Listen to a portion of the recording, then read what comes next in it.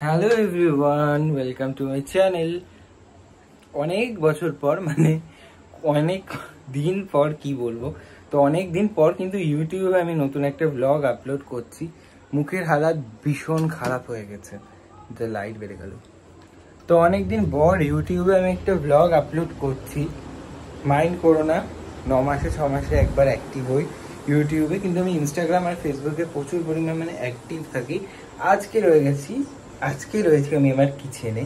আজকে আমি বানাবো সয়াবিনের মুইঠা, যেটা কিনা পুরো দেখতে আমিষের খাবারের মতো, কিন্তু হবে সেটা নিরামিষ। হ্যাঁ, তো সেটাই আজকে তোমাদের সাথে মেন বিষয়, টপিক শেয়ার করার। রান্নারই ভিডিও শেয়ার করবো, শুধু রান্নার না, একটু একটু করে ক্লিপস নেবো। আর অল ওভার আজকে রাত্রি থেকে ব্লগ স্টার্ট করেছি, সেটাই শেয়ার করব।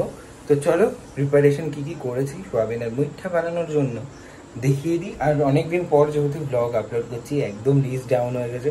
তোমরা ভিডিওটা ভালো লাগলে লাইক কমেন্ট করে দিও, আর সাবস্ক্রাইব করতে এখনই বলবো না। যদি ভিডিওটা ভালো লাগে লাস্টে গিয়ে মনে করো যদি সাপোর্ট করা যায় একে, মানে আমাকে, তবে একটু সাবস্ক্রাইব করে দিও, ঠিক আছে?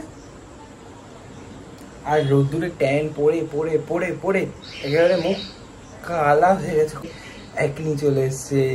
আর মেকআপ তো করছি, মেকআপের কাজ হচ্ছে, তোমরা যতটুকু সম্ভব দেখতে পাচ্ছ, কিন্তু আমি সেটা স্টেপ বাই স্টেপ আগের ব্লগের মতন ভাবে শেয়ার করতে পারছি না।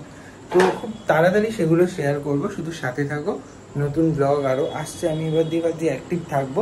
তো চলো, প্রিপারেশন কি করেছি সেগুলোই শেয়ার করি।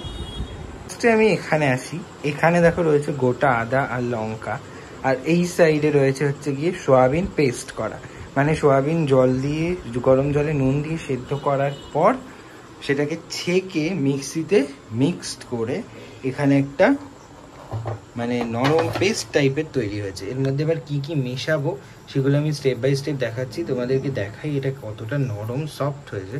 এটা কিন্তু পুরোটাই সোয়াবিন। এর মধ্যে রয়েছে আদা আর কাঁচা লঙ্কা বাটা, আলাদা আলাদা করেও তোমরা দিতে পারো, তবে এখানে কাঁচা লঙ্কা আর আদা একসাথেই বেটে নিয়েছি আমরা। সেটা বানানোর জন্য এখানে পর্যাপ্ত পরিমাণে তোমরা যেটুখানি নেবে সেই অনুযায়ী নুন দিতে পারো, তোমরা নুন দিয়ে নেবে, নুন দিতেই হবে, দিতে পারো না, দিয়ে নেবে এর মধ্যে নুন। দেন কি দেওয়া হচ্ছে তারাও তোমরা দেখতে থাকো। হ্যাঁ, স্বাদ মতন একটুখানি চিনি দিয়ে দেবে, যতটা তোমাদের প্রয়োজন মনে হয়।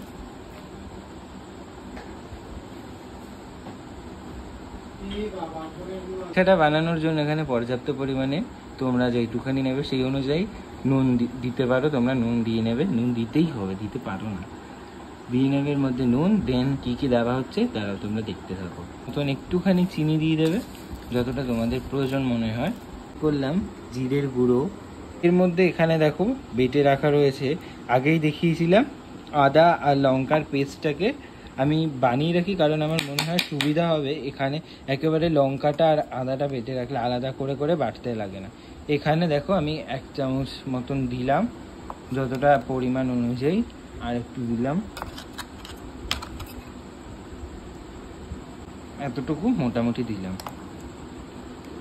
ইউটিউব দেখে দেখে আমার রান্নার প্রতি একটা আলাদা ভালোবাসা চলে এসছে, আর আমি চেষ্টা করি নানান রকম জিনিস বানানোর ইউটিউব দেখে দেখে, আর সেগুলো মোটামুটি সুন্দর হয়, খেতে পারার মতো। তোমরা থাকলে টেস্ট করিয়ে দিতাম তোমাদেরকে। তো অভ্যাস হয়ে গেছে রান্না করার, বেশ ভালোবেসে ফেলেছি রান্নাটাকে। এখনো মশলা দেওয়া বাকি। এখানে নিয়েছি বেসন দেবো, তারপরে দেবো ধনের গুঁড়ো। এখানে দিয়ে দিল ধনের গুঁড়ো পুরো 8 পিস দিস বুঝি না, বেসনের বদলে তোমরা কিন্তু ময়দাও ট্রাই করতে পারো, তবে সেটা ভালো খেতে লাগবে না, এই বেসন দিলেই তবেই কিন্তু খেতে ভালো লাগবে। দেখো পেস্টটা মাখছি যখন পুরো এরকম নরম হয়ে যাচ্ছে।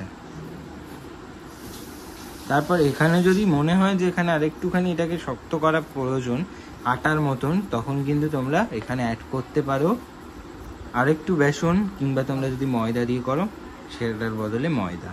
এটা মাখার পর পুরো আটা যেরকমভাবে মাখা হয় সেরকমভাবে একটা কিন্তু ডো তৈরি হয়ে গেছে। এরপর এটা দিয়ে বানাবো ছোট ছোট করে মুইঠা।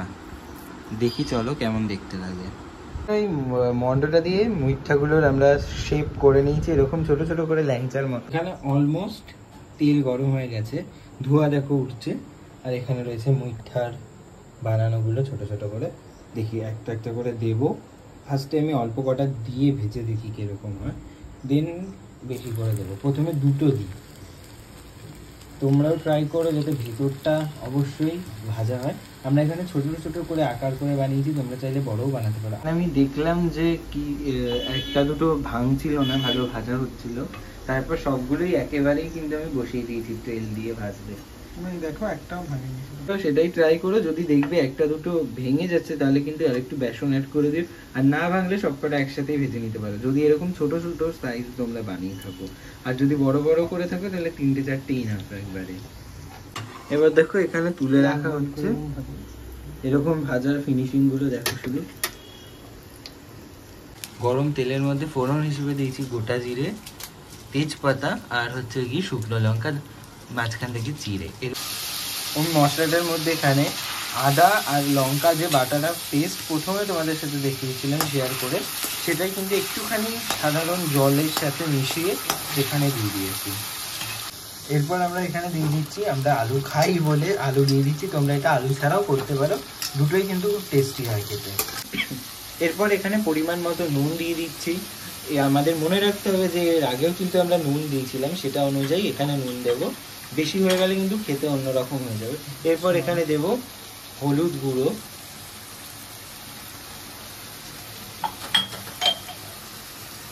তারপর অ্যাড করব জিরের গুঁড়ো, এগুলো কিন্তু তোমরা সব বুঝে স্বাদ মতন অনুযায়ী দেবে।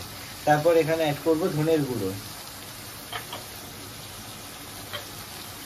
আলুটা তোমরা কিন্তু চাইলে আগে ভেজেও এখানে দিতে পারো, সেটাও কিন্তু সমানভাবে কার্যকর হবে। এরপরে স্বাদ মতন এখানে চিনি দেবো, চিনি দিলে টেস্টটা একটুখানি সুন্দর আসবে, এর জন্য সামান্য পরিমাণে চিনি দেবো, বেশিও না কম না।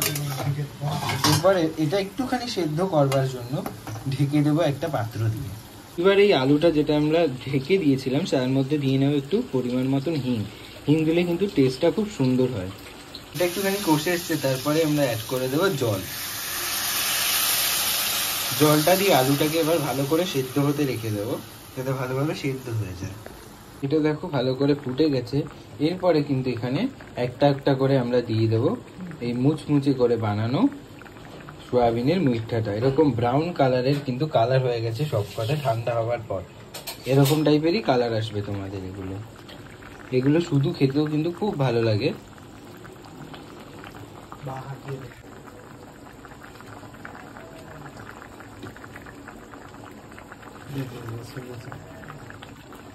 এরপর এখানে অ্যাড করে দেবো, যখন একটুখানি ফুটবে তখন এর মধ্যে অ্যাড করে দেবো গরম মশলা, লাস্টে আমরা অ্যাড করবো ঘি।